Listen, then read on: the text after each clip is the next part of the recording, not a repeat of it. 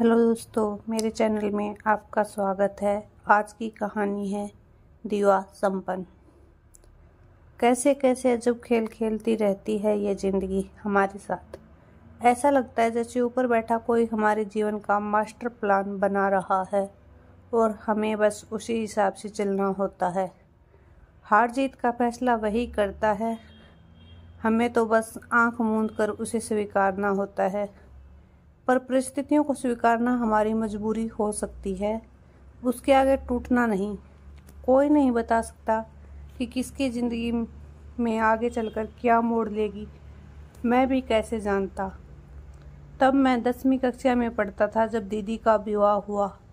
घर जैसे सूना हो गया और मैं उदास। माँ ने समझाया, दिल्ली दूर ही कितनी है, छुट्टियों में चले जाना। और मैं छुट्टियाँ होते ही दिल्ली जा पहुँचा। खूब खुश हुआ दीदी जीजू से मिलकर, खूब मन लगा मेरा। दीदी तो थी ही, उनके ठीक नीचे वाले फ्लैट में मेरा हम उम्र हेमंत रहता था। उसके घर के सभी लोग बहुत अच्छे थे। स्नेहिल माँ जो हर रोज़ कुछ नया बनाकर खिलाती, और छोटी बहन कम्मो। नाम तो उसका कामिनी था, पर सब प्यार से उसे कम्मो बुलाते थे। कनक कली सी हिरनी जैसी चंचल और मासूम आंखों वाली कम्मो। सो मेरा समय दीदी के घर से अधिक वहीं कटता था। यह उम्र ही शायद ऐसी होती है जब लड़कियों से बात करना, आसपास उनकी उपस्थिति अच्छी लगने लगती है, और कोई लड़की देखकर मुस्कुरा भर दे तो कई दिनों तक और रातों को भी बस वही चेहरा दिखाई देता है। सच तो यह है कि दीदी के घर हर छुट्टी में पहुंच जाने का एक कारण यह भी था, एक प्रमुख कारण। 2 वर्ष यूं ही बीत गए। शुद्ध भावनात्मक स्तर पर ही था मेरा प्यार, पर यह बात तो सिर्फ मैं ही जानता था। किसी से नहीं कही मैंने अपने मन की बात, कामिनी से भी नहीं। मैंने तय किया कि पहले कुछ बन जाऊं, तभी अपने मन की बात कहूँगा। स्कूल के तुरंत पश्चात अपने अपने पसंदीदा क्षेत्र में एडमिशन लेने की होड़ शुरू हो जाती है। जगह जगह फार्म भरना, टेस्ट देना, कभी शहर में कभी शहर के बाहर। बहुत तनाव और उलझन भरे दिन थे वे, पर एक चेहरा प्रेरणा स्रोत बन हर पल मेरे साथ रहा। इस बीच हेमंत के पिता का तबादला कानपुर हो गया, और वहाँ के कॉलेज में परीक्षा देने के बहाने वहाँ भी मैं हो आया। हालांकि मेरा कोई इरादा नहीं था इंजीनियरिंग करने का, बस कामिनी को देखने का एक और अवसर मिल गया। हेमंत से भी बराबर पत्र व्यवहार करता रहा, पर 1 वर्ष पश्चात उसके पत्र आने बंद हो गए। शायद वह भी मेरी तरह पढ़ाई में व्यस्त हो गया था। मुझे तो कामिनी का सूत्र बांधे था, अंत उत्सुक था संपर्क बनाए रखने के लिए। पर जब मेरे 2 पत्र लौट आए तो मुझे खटका। शायद उसके पिता का फिर से तबादला हो गया था। मैंने उन लोगों को ढूंढने की बहुत कोशिश की, जिस किसी से भी पूछ सकता था पूछा, पर कुछ भी पता न चला। मैंने अपनी पढ़ाई पूरी कर ली, नौकरी भी लग गई, पर एक चेहरा था जो सदैव साथ साथ रहा, एक मधुर एहसास बनकर। यूं तो मैं अपनी नौकरी में व्यस्त ही था, पर हर पारिवारिक समारोह हो, शादी ब्याह, तीज त्योहार के अवसर पर मुझ पर विवाह के लिए दबाव पड़ता। बस इस एक मुश्किल को छोड़कर मुझे ये समारोह अच्छे ही लगते हैं। इन्हीं मौक़ों पर सब एक दूसरे के करीब आते हैं और सौहार्द बढ़ता है। बस कामिनी का स्थान मैं किसी और को देने के लिए तैयार नहीं था। अगला विवाह मेरे ममेरे भाई का तय हुआ था, और बारात जबलपुर जानी थी।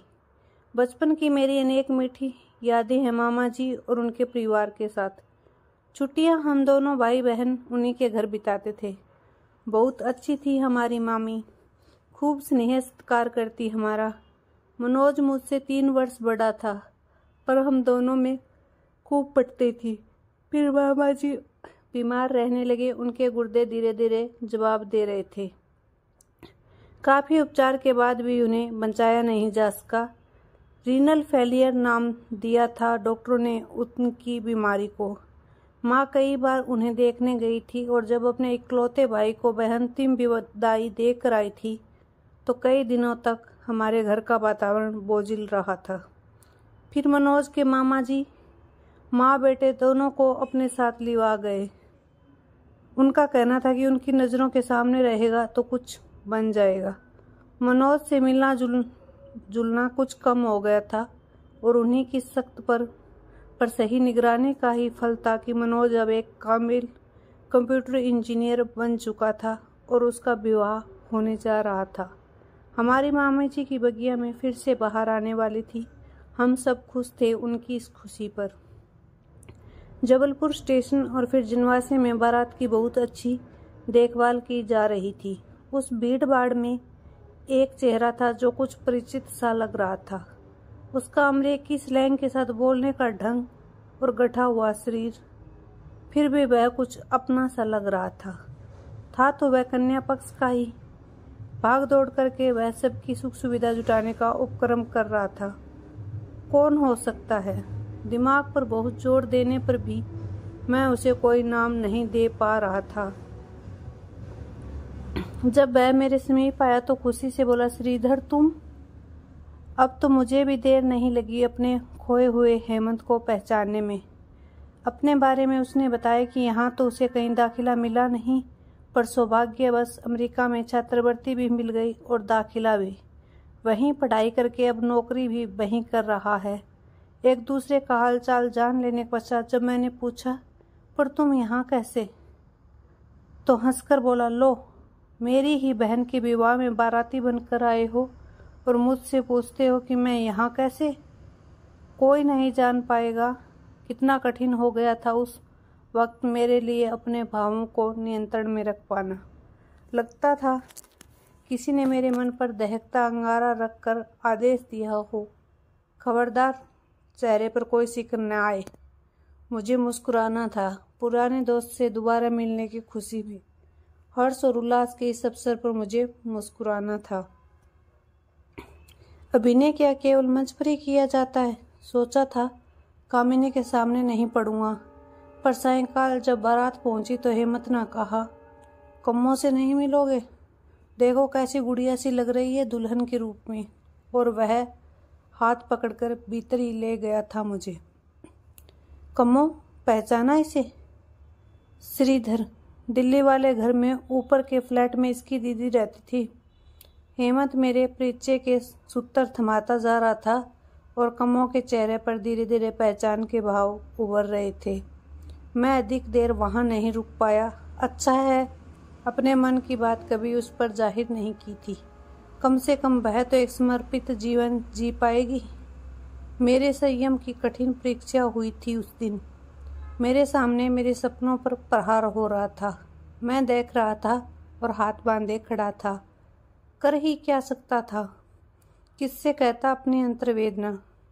वह मुझे दोबारा न मिलती तो उसकी याद खुशबू के झोंके की तरह मन में समाई रहती।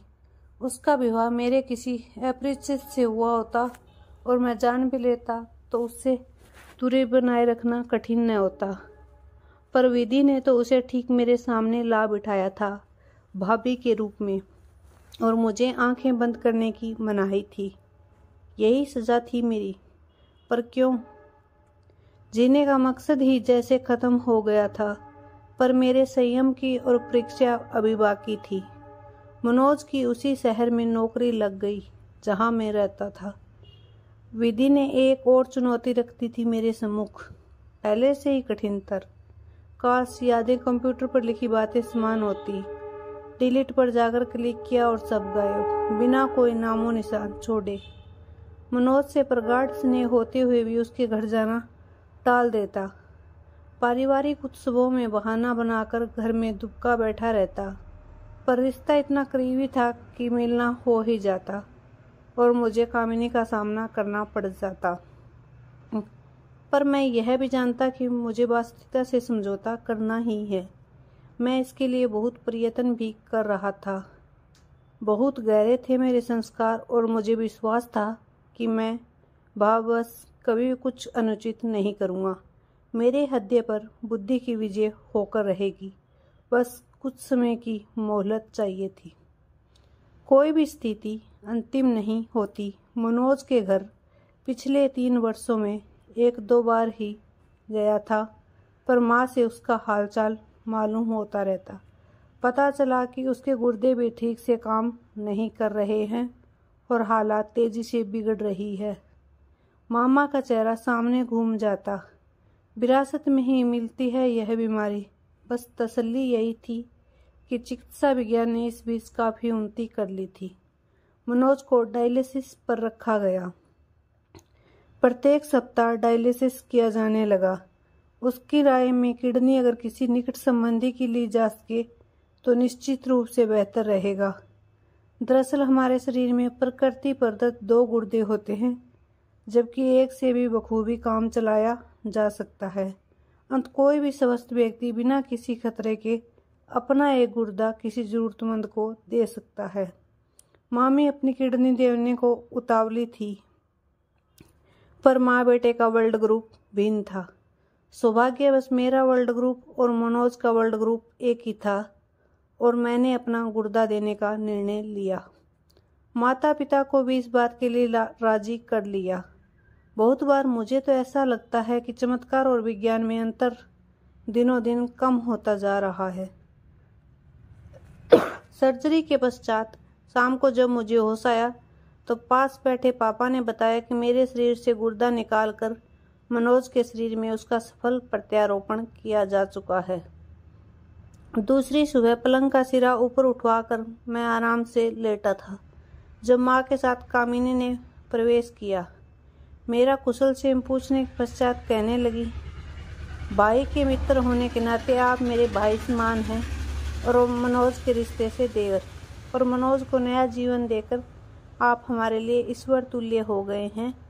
मैं आपका आभार न तो शब्दों द्वारा व्यक्त कर सकती हूँ न कभी चुका सकती हूँ। मुझे यह आभार की बातें बहुत असहज करती हैं। क्या उत्तर दिया जाए इन बातों का?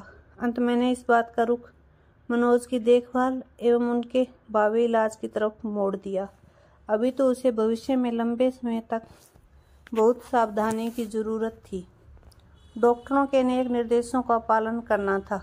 कई बार मानव शरीर प्रत्यारोपित गुर्दे को अस्वीकार भी कर देता है। अंत उचित अंतराल पर टेस्ट कराते रहना पड़ता है। खान पान की एवं अन्य अनेक सावधानियां रखनी पड़ती है। तब पहली बार मुझे महसूस हुआ कि सत्य का सामना करने से हम जितना घबराते हैं वास्तव में वह उतना कठिन होता नहीं। बस कल्पना में ही हम ऐसा मान लेते हैं। कामिनी से बात करते हुए मैंने अनुभव किया कि मैं उससे सामान्य रूप से ही बात कर पा रहा हूँ, जैसे किसी भी परिचित से की जाती है। एक दीवा संपन्न में ही तो जी रहा था मैं अब तक, यह जानते हुए कि बकोरी भावुकता है, नासमझी है, यह जानते हुए भी कि टूट चुका है मेरा संपन्न। मैं आंखें मूंद उसी में विचर रहा था। इस दीवा संपन्न में जीने के कारण ही तो मैंने अपने एक आवश्यक कर्तव्य से विमुख रहा था अब तक।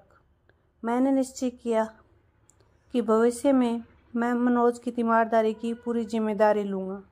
अस्पताल ले जाने, दवा आदि के इंतजाम में बरकस योगदान दूंगा। मामा जी की अनुपस्थिति में यह काम मुझे पहले ही करना चाहिए था, पर मैं अपने कर्तव्य से दूर भागता रहा था। क्या मैं नहीं जानता था कि कामिनी और मनोज की खुशियाँ परस्पर एक दूसरे पर निर्भर है। मेरी दिली कामना थी कि ये खुशियाँ यूं ही बरकरार रहें।